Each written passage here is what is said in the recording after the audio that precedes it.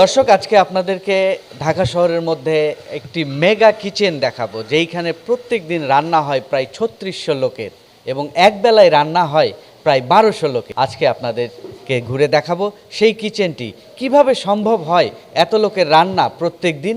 আজকে জানবো সেই বিষয়গুলো, দেখব কিভাবে রান্না হচ্ছে এই মেগা কিচেনে। আমার সাথে যিনি আছেন তিনি এই মাদ্রাসাটির হচ্ছেন পরিচালক মুফতি আবুল বাশার নোমানী। তার কাছ থেকে জানবো কিভাবে তিনি এত বড় একটি ম্যানেজমেন্ট সম্ভব করেন।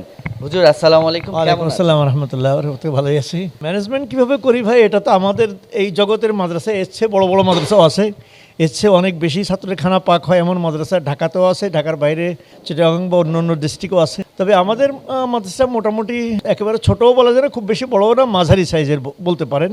এখানে ১২০০ ছাত্র খানা খায় প্রত্যেক বেলা, অর্থাৎ ৩ বেলায় ৩ বার ৩৬০০ ছেলের খানা পাক হয় এবং ডিস্ট্রিবিউশন হয়।